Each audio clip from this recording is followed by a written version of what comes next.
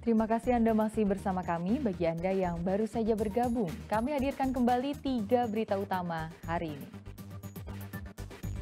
Kebakaran yang melanda hutan lindung di Samosir meluas hingga 350 hektar. Jembatan penyeberangan di atas Sungai Deli ambruk, para pelajar yang menyeberang bahkan nyaris terjatuh. Untuk mengurai kemacetan, Dinas Perhubungan merekayasa arus lalu lintas di 3 ruas jalan di pusat kota Pematang Siantar.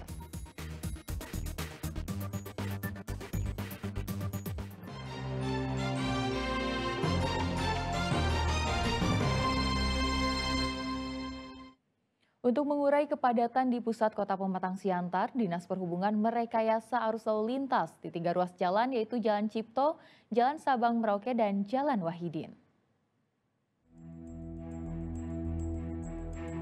Kemacetan makin menghiasi wajah kota Pematang Siantar. Jalan kota Siantar yang tidak terlalu lebar dan adanya beberapa titik perbelanjaan dituding membuat kemacetan kerap terjadi di sejumlah ruas jalan kota Pematang Siantar. Salah satu pemecahan yang dilakukan Pemkot Pematang Siantar adalah melakukan rekayasa lalu lintas dengan mengubah arah 3 jalan utama di pusat kota, yaitu Jalan Cipto, Jalan Sabang Merauke, dan Jalan Wahidin. Yang pertama, arah lalu lintas Jalan Cipto akan berubah satu arah dari Jalan Viara menuju Jalan Diponegoro. Selanjutnya di ujung Jalan Cipto, pengendara dilarang berbelok ke kanan menuju Jalan Sutomo. Dan yang ketiga di Jalan Wahidin khusus di bagian Jalan Sutomo menjadi satu arah dari Jalan Sutomo ke arah Sabang Merauke yang keluar menuju Jalan Vihara. Rekayasa lalu lintas di 3 jalan utama ini diharapkan mampu mengurai kemacetan yang terjadi setiap hari, sehingga para pengguna jalan akan merasa lebih nyaman. Saat ini, Jalan Sutomo sudah terlalu padat dan macet. Hal ini berlangsung setiap hari dan cukup mengganggu. Jadi berdasarkan tugas dan fungsi Dinas Perhubungan, seperti yang tertuang pada Perwa nomor 27 tahun 22, kita melakukan kajian di mana kita menemukan bahwa visi rasio kendaraan yang melintas sudah melebihi kapasitas ruas jalan yang ada. Singkatnya, arus lalu lintas terpusat pada satu jalan, yaitu hanya Jalan Sutomo. Sejumlah warga menyambut baik rencana rekayasa lalu lintas yang dilakukan di Sub Pematang Siantar. Saya kan bekerja dan setiap hari saya melintasi lokasi Jalan Sutomo, Jalan Merdeka. Memang saya mengucapkan apresiasi kepada pemerintah kota yang saat ini telah memikirkan masalah-masalah arus lalu lintas kemacetan yang ada. Tapi begitupun, mari kita lihat juga bagaimana hasil rekayasa lalu lintas ini kebaikannya ke depan. Gitu. Untuk yang dilakukan sekarang itu, rute yang sekarang itu belum pernah dilakukan, tapi kalau rute ke Diponegoro, Merdeka itu sudah, tapi kayaknya nggak signifikan, tetap macet kota Siantar, tetap macet. Rekayasa lalu lintas di ketiga ruas jalan ini sudah melalui kajian dan pernah diterapkan pada libur hari besar keagamaan. Sosialisasi dan uji coba rekayasa lalu lintas sudah dilakukan sejak tanggal 15 hingga 22 Juli mendatang. Yan Asmara melaporkan dari Pematang Siantar. Kebakaran yang melanda hutan lindung di Samosir menghanguskan sekitar 350 hektar. Data ini diperoleh dari Kepala Badan Penanggulangan Bencana Daerah Kabupaten Samosir. Sejak Minggu malam, api belum bisa dipadamkan di hutan lindung Kabupaten Samosir. Kini api terus meluas dan telah menghanguskan sekitar 350 hektar lahan hutan lindung di perbukitan kawasan Danau Toba di 3 desa. Angin kencang dan medan perbukitan yang cukup terjal membuat api sulit dipadamkan. Kebakaran yang menghanguskan hutan lindung terjadi di Desa Sipitudai, Kecamatan Cianjur Mula-Mula, dan menjalar ke Desa Turpuk Limbong di Kecamatan Harian. Hingga Selasa sore, petugas gabungan terus berupaya untuk memadamkan api agar tidak menjalar ke lahan pertanian milik warga dekat lokasi hutan yang terbakar. Sampai saat ini untuk di 3 desa ini, itu menurut data daripada Dinas Kehutanan tadi rapat kita sebelum untuk melakukan penanganan di lapangan, itu lebih kurang 350 hektar dan mungkin bertambah dengan kondisi sekarang. Jadi kalau ada seperti ini kebun, kita pun berupaya untuk membabat supaya jangan merambat ke kebun mereka.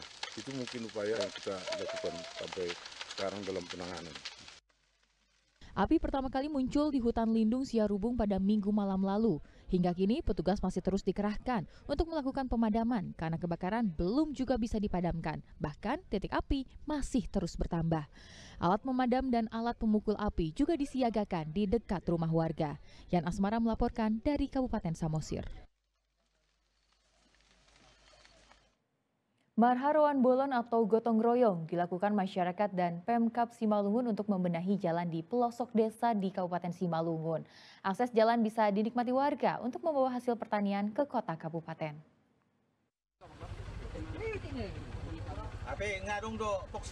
Ruas jalan Pamatang Silima Tuha sudah bertahun-tahun rusak, namun permintaan warga desa untuk perbaikan jalan belum kunjung dipenuhi. Minimnya anggaran untuk pemerataan bidang infrastruktur membuat warga dan pemerintah desa atau Nagori akhirnya sepakat membenahi jalan yang rusak dengan Marharowan Bolon atau gotong royong. Selain memperbaiki badan jalan, pembenahan jembatan dan pembersihan parit turut dilakukan secara bersama-sama. Bupati Simalungun juga terjun langsung mengikuti gotong royong. Sang Bupati menyebut aksi Marharowan Bolon atau gotong royong ini sudah dilaksanakan selama puluhan tahun secara turun-temurun. Salah satu ruas jalan yang sudah diperbaiki adalah Jalan Bage yang kini sudah bisa dinikmati kembali oleh masyarakat. Adapun rencana kegiatan Marharowan Bolon yang diarahkan oleh Pak Bupati Simalungun itu semua terkumpul dari biaya-biaya swadaya dari masyarakat dan pengusaha. Jadi harapan kami kepada Bapak Bupati Simalungun untuk tahun-tahun berikutnya agar pembangunan untuk wilayah Nagori Gunung Maria, Kecamatan Dolok Penribuan bisa dilaksanakan sebaik mungkin. Tapi karena masyarakat menyadari ya bagaimana keterbatasan anggaran di Kabupaten Simalungun, masyarakat di sini sangat antusias dan peduli dengan kebutuhan masyarakatnya, kebutuhan jalannya di sini. Sama-sama kita lihat ya. Ini semua adalah dari donasi seluruh masyarakat dan seluruh pengusaha yang ada di Nagori Gunung Maria ini. Jadi harapan kita tentu ini bisa menjadi inspirasi buat nagori-nagori yang lain. Mari kita bersama-sama. Ini untuk kepentingan kita bersama. Dalam 3 tahun terakhir, pemerintah Kabupaten Simalungun membuat program Marharowan Bolon untuk membenahi infrastruktur di 31 kecamatan. Yan Asmara melaporkan dari Kabupaten Simalungun.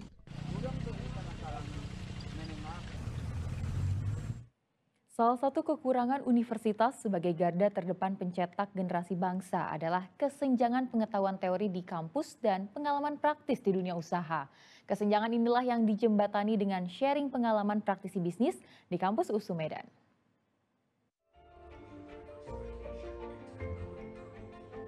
Bertempat di Aula Visip USU Rabu siang, Presiden Direktur Bukit Makmur Mandiri Utama, Buma Indra Kanuna, berbagi pengalaman dalam mengelola Corporate Social Responsibility atau CSR korporasi pertambangan di Indonesia. Sebagai salah satu kontraktor pertambangan batubara terbesar di Indonesia, Buma telah mendorong gerakan wirausaha dalam sekolah vokasi di tingkat SMK dan kini berbagi pengalaman dengan para mahasiswa.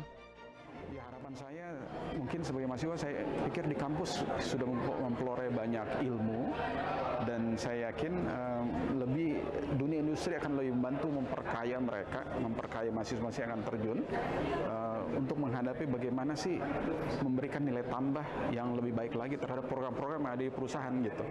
Karena program-program yang ada di perusahaan itu harus terus berinovasi dan berevolusi yang memerlukan pemikiran-pemikiran yang baru dari dunia kampus, khususnya mahasiswa-mahasiswa akan masuk ke dunia industri. Sharing dengan praktisi bisnis seperti ini mendapat tanggapan antusias dari para mahasiswa. Sangat berharap untuk waktu kedepannya akan ada lagi kuliah umum bersama dengan Pak Indra ini, karena tadi kuliah umumnya sangat menarik, banyak juga pelajaran yang bisa didapat dan juga pasti menambah wawasan kita dari Visip ini. Jadi ini kan tentang CSR ya, di mana CSR ini merupakan konsep perusahaan itu harus memiliki dampak sosial kepada masyarakat lingkungannya, baik itu masyarakat di lingkungan perusahaan itu ataupun di luar perusahaan itu. Jadi ini jadi pelajaran juga ke aku, mungkin nanti kalau ada di suatu lembaga atau institusi perusahaan, gimana menjalankan perusahaan itu dengan konsep-konsep yang bisa bermanfaat bagi masyarakat sekitarnya, begitu. Sebagai garda terdepan pencetak generasi bangsa, kampus memang sudah seharusnya memberi bekal mahasiswa dengan lengkap, bukan hanya di tataran teori, tetapi juga pengalaman praktis terbaik yang ada di industri, tempat para mahasiswa nanti akan bekerja. Tim Liputan melaporkan dari Medan.